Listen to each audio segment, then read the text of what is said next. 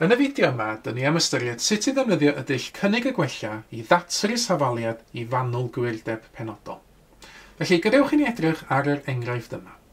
Mae gan yr hafaliad x di cubio adio 4x tynnu 29 yn hafel i 0, datrysiad rhwng x yn hafel i 0 ac x yn hafel i 10. Defnyddiwch y dull cynnig y gwella i ddarganfod y datrysiad hwn yn gywir i 1 lle degol. Felly, yn gwaith ni fan hyn, ydy ffeindio y rhif sydd rhwng dim a 10 sydd i 1 lle degol yn ddatrysiad i'r hafaliad yma. Nawr, hefo'r dull cynnig a gwella, dyn ni wastad yn cychwyn trwy osod allan tabl. Nawr, mae gan y tabl yma 2 colwm bob tro.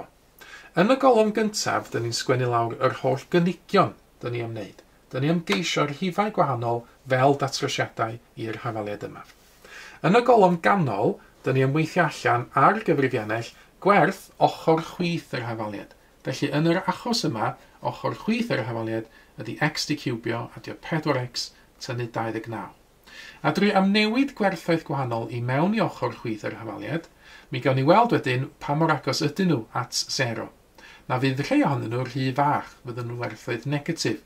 Fydd rhai eraill ohonyn nhw efallai yn rhy fawr, fydden nhw werthoedd positif. Yn y golwm olaf y fan hyn, mi wnawn ni nodi lawr os ydy'r gwerth dyn ni wedi gael yn rhy fach neu yn rhy fawr. Felly, gadewch i ni gychwyn drwy ystyried unrhyw rhif dyn ni eisiau rhwng dim a 10. Mae rhaid ni gychwyn yn rhywle, felly dwi am gychwyn, wel, pam lai gychwyn yn y canol, efo 5. Felly, be dwi'n wneud yn awr ydy dwi am amnewid 5 i fewn i ochr chwith yr hafaliad. A gan ddefnyddio cyfrifiannell i wneud hyn, be dwi angen weithio allan felly ydy 5 di cubio, adio 4 lluos i 5 ac yna tynnu 29. Yn teipio hyn allan ar y cyfrifiannell, mae 5 di cubio, adio 4 lluos i 5, tynnu 29 yn trio allan i fod yn 116. Dyna dy reid felly yn y golwm ganol, a mae hwnna'n rhif positif. Mae o'n fwy na dim, felly mae'r gwerth ni wedi gael yn llawer rhy fawr.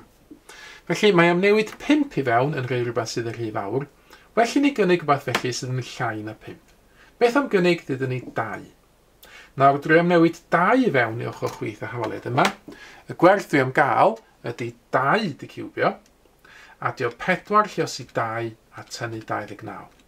A mae hwn yn trio allan i fod yn minus 13, sydd yn negatif, yn llai na dim, felly mae'r cynnig yma yn rhy fach. Na i drio rhywbeth sydd yn fwy na 2 felly, mi wna i fynd at y rhif cyfa nesaf i fyny sydd yn 3. A drwy am newid 3 i fewn i'r hafaliad, y gwerth fydd 3 di cubio, adio 4 gwaith 3 tynnu 29 sydd yn 10. Mae 10 yn bositif, felly mae'n rhywbeth sydd yn rhy fawr.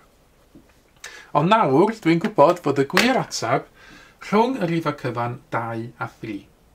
Na gafo fi isio'r atab i 1 lle degol, dwi angen mynd bach mwy manwl nag i'r rhif cyfan agosaf, felly nesaf dwi am ddewis rhif sydd efo 1 digid ar ôl y pwynt degol, mae gychwyn yn y canol pam lai efo 2.5. Felly nesaf mae am newid 2.5 i fewn i ochr chwith yr hafaliad yma. Felly dwi angen teipio fewn 2.5 di cubio, adio 4 gwaith 2.5 a tynnu 29. Pwyso S to D i gael y degolyn allan, mae hwn yn minus 3.375. Negatif felly yn rhy fach.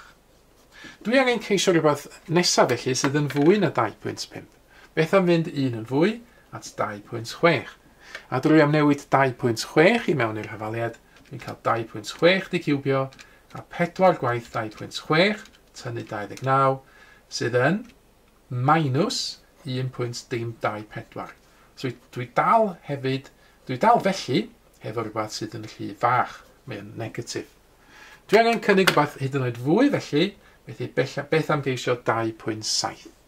Nawr dwi am newid 2.7 i mewn i'r ochr chwith, dwi'n cael 2.7 di cubio a 4 gwaith 2.7 tynnu 29. Tro hyn, mae'n trio allan i fod yn 1.483. Mae hwn yn bositif, felly mae o'r rhy fawr. Yn nawr felly dwi'n gwybod fod y gwir ddatrysiad yn rhywle rhwng 2.6 a 2.7. Nawr, gafod yr cwestiwn yn gofyn i fi ddatrys yr hafaliad yn gywir i 1 lle degol, be dwi angen ei nesaf ydy penderfynu os ydy'r gwir ateb yn agosach at 2.6 neu at 2.7. A'r ffordd dwi'n profi hynna ydy ceisio y rhif sydd union hanner ffordd rhwng y ddau rhif yma. Yn yr achos yma, y rhif sydd hanner ffordd rhwng 2.6 a 2.7 ydy 2.65. A drwy amnewid 2.65 i mewn i ochr chwith yr afaliad, 2.65 di ciwbio a 4 gwaith 2.65 tynnu y 29, mae hwnna ar ôl pwysau S to D yn dod allan yn 0.20962.5. Mae hwn yn bositif, felly mae o'r rhy fawr. Nawr fydda i ddarlunio'r sefyllfa nawr ar y linell rhif.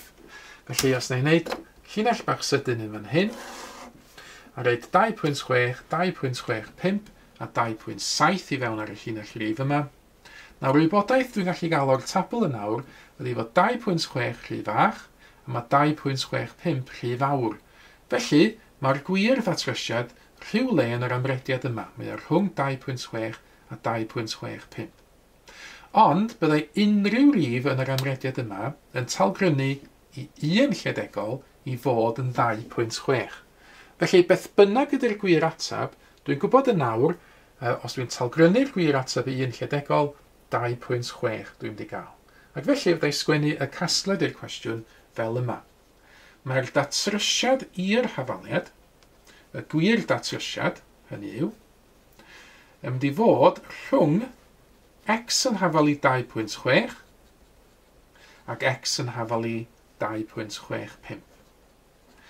Felly, mi fyddai ddeud, i un lledegol, fel oedd y cwestiwn yma'n gofyn, y datrysiad i'r hafaliad